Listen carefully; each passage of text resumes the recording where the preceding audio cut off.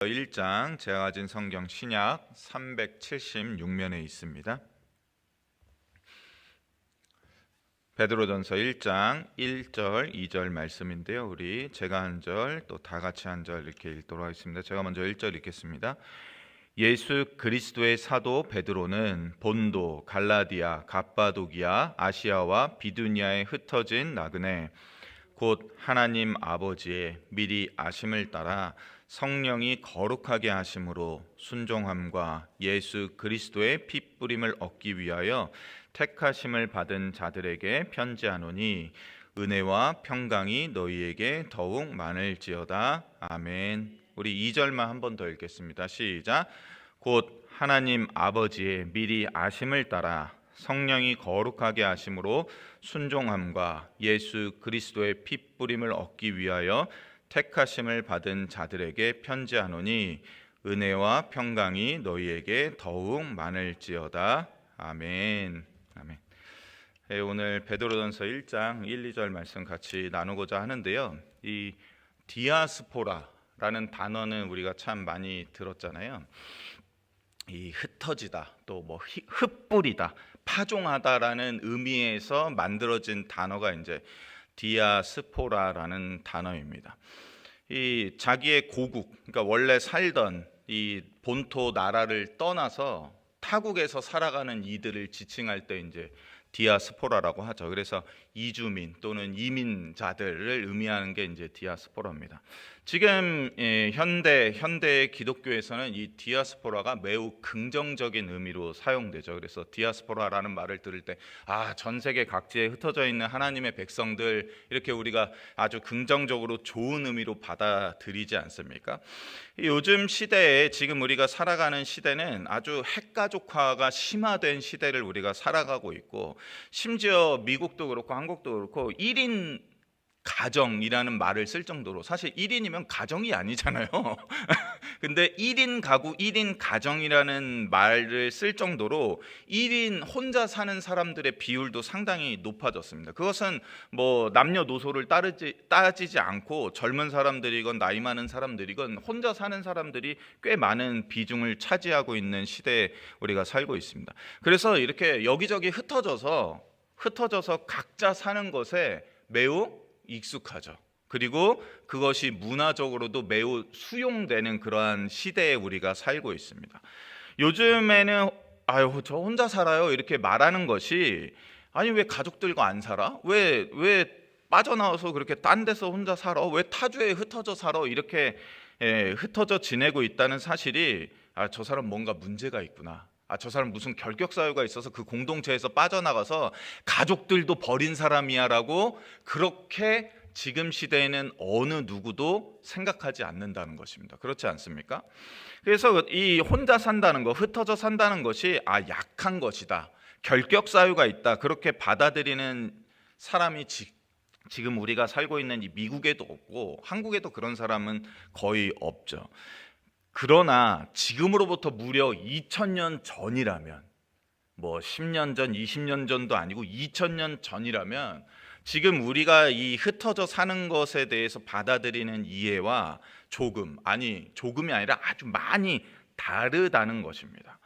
우리가 구약의 흩어짐이 어떻게 사용됐는지 보면, 이 구약의 이 흩어짐이라는 이 표현은 창세기에도 나와 있듯이 여호와께서 거기서 그들을 온 지면에 흩으셨다 이렇게 말하고 있지 않습니까?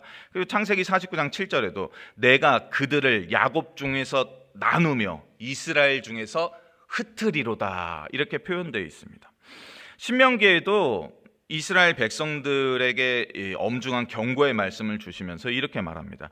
여호와께서 너를 땅 이 끝에서 저 끝까지 만민 중에서 흩으시리니. 시편 기자도 이렇게 말했죠. 주께서 우리를 여러 민족 중에서 흩으셨나이다.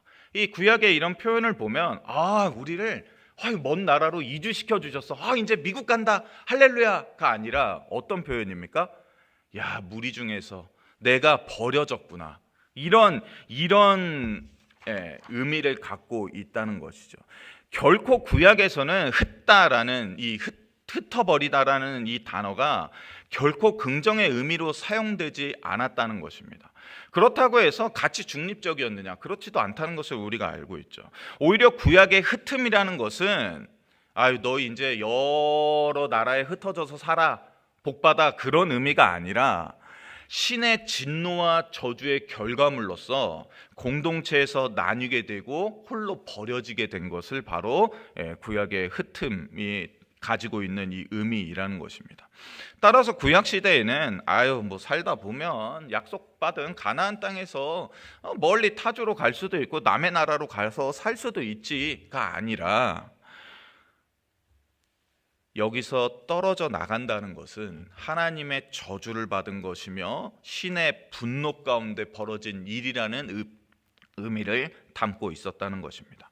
그렇다면 구약 시대와 이어지는 1세기 초기 기독교 1세기 때 이 구약의 이러한 이해가 완전히 뒤바뀌었느냐? 그렇지도 않다는 것입니다.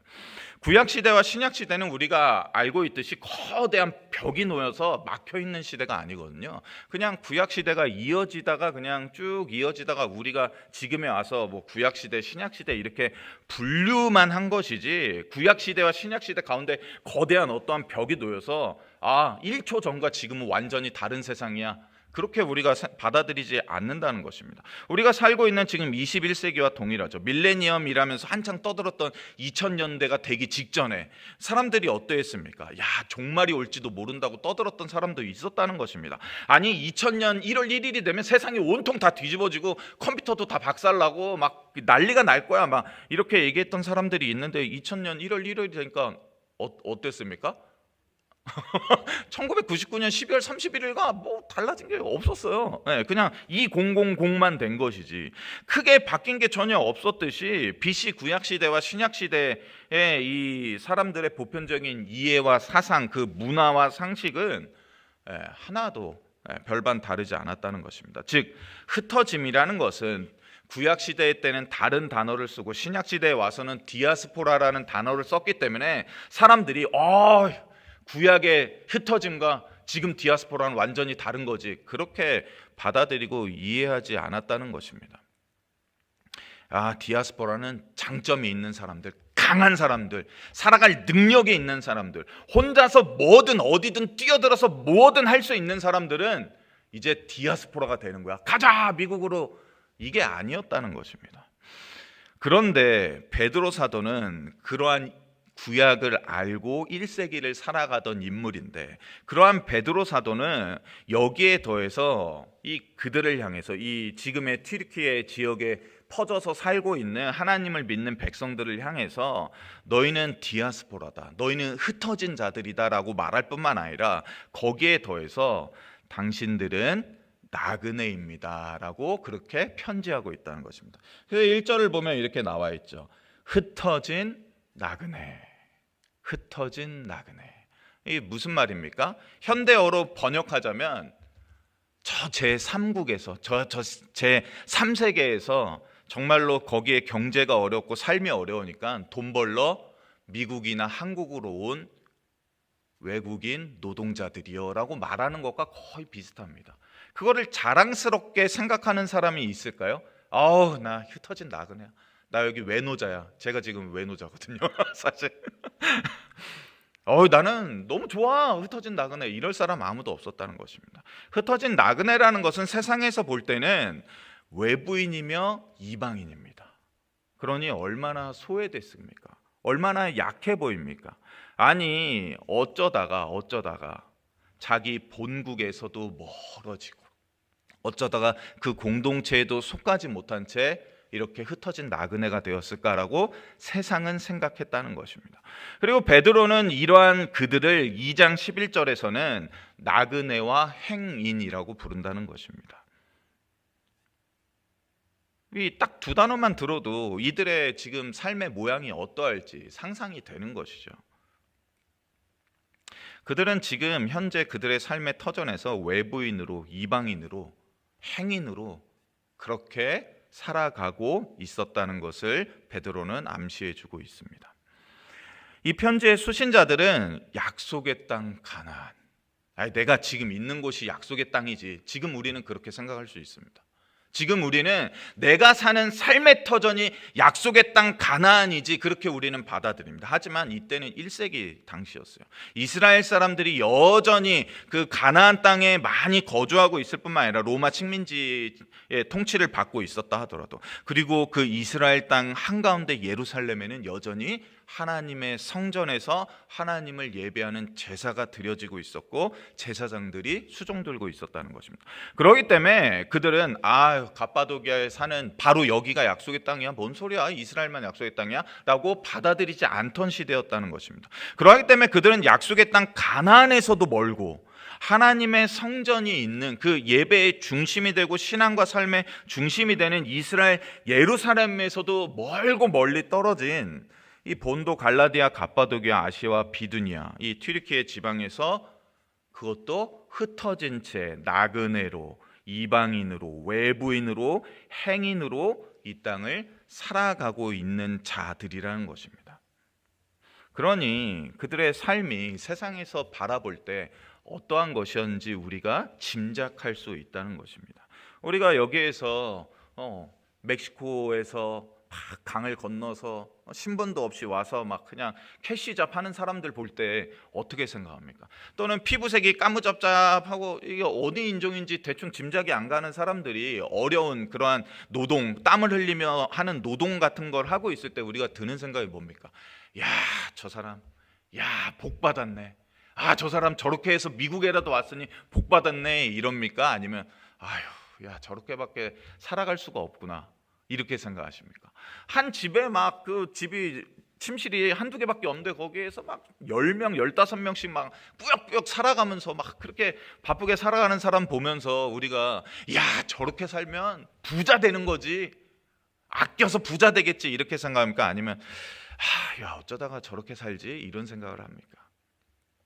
후자가 아니겠습니까? 바로 이 후자와 같은 세상의 대우를 받는 이들이 바로 지금 이 베드로가 편지하고 있는 수신자들이었습니다.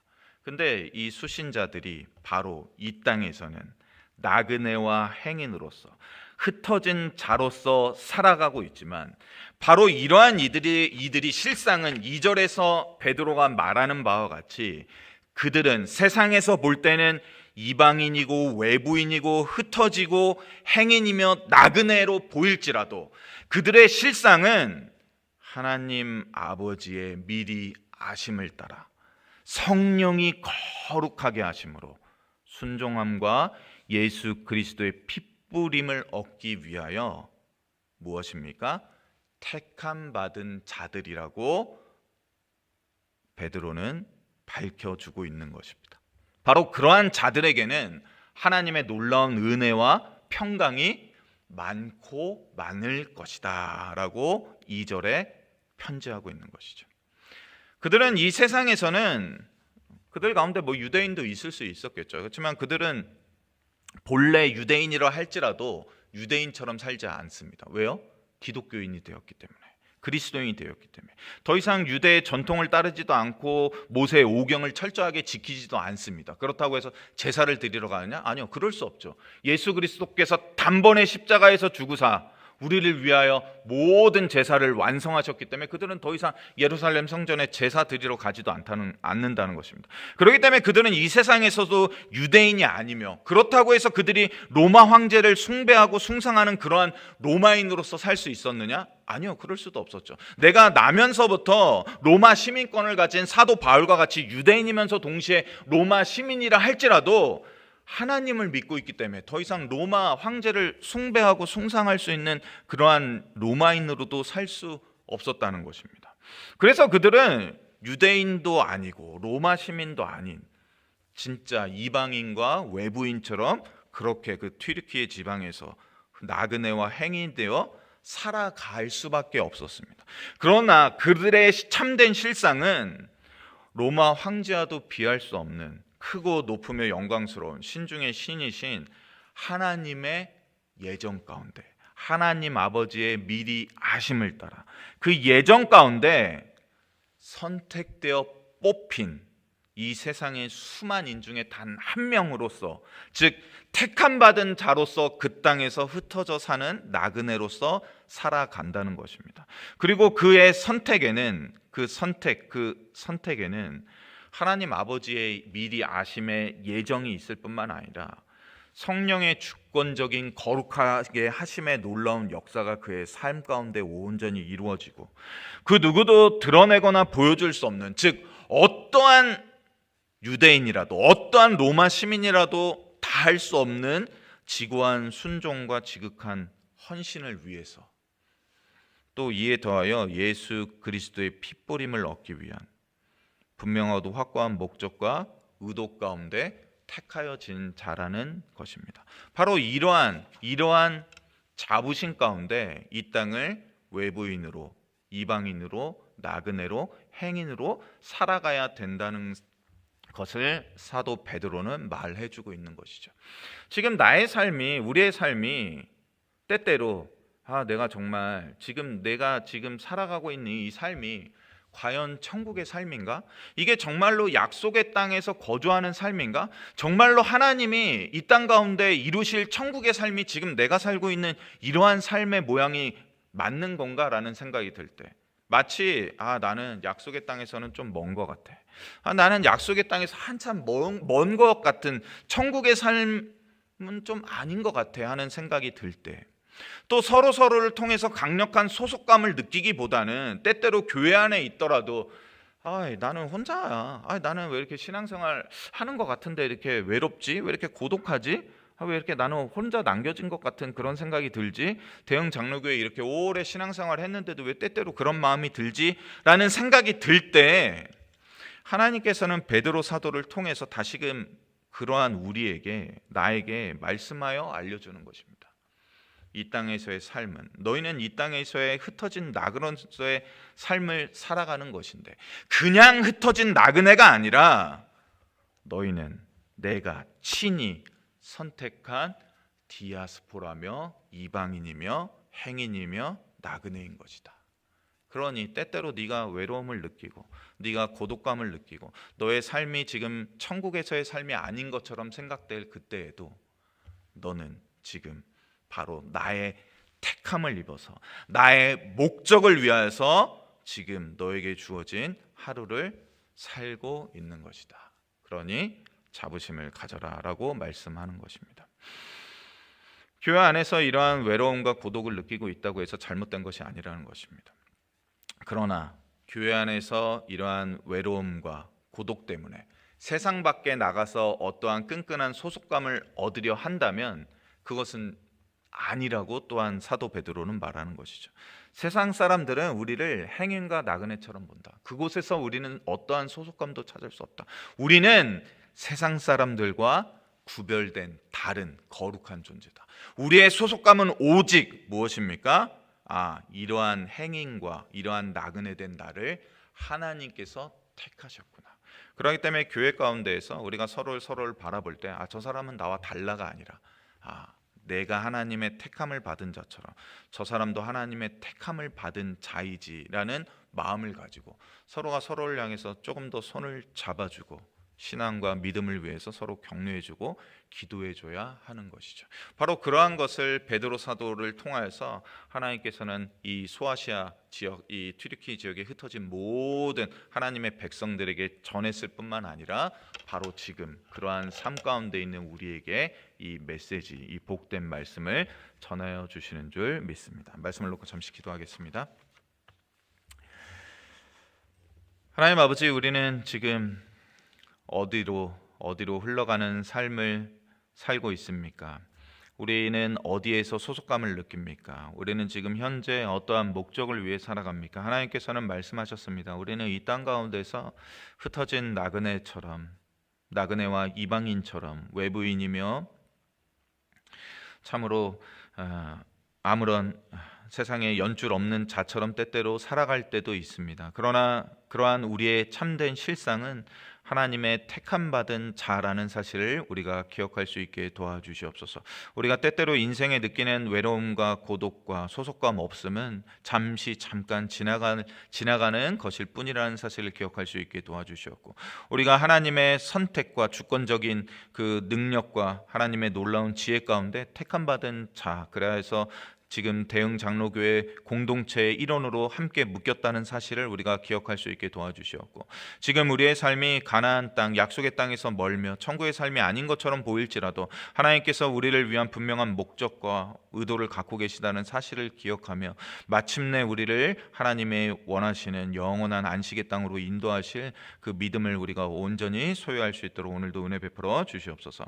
하나님 아버지, 이 시간에는 우리 멕시코에서 지금도 열정적으로 그 선교의 사역을 감당하고 계시는 우리 양주림 선교사님과 그 가정을 위해 기도합니다. 특별히 멕시코의 경제가 정상화되고 불안한 치안이 안정되어서 그 선교 사역을 감당하는 데 어려움 없을 수 있게 도와주시옵고, 현지인 목회자들에게 계속해서 소명을 불러 일으켜 주시옵고, 그 사역들을 힘있게 감당할 수 있도록 우리 양주임 선교사님 더욱 크게 사용하여 주시옵소서. 교회가 부흥되기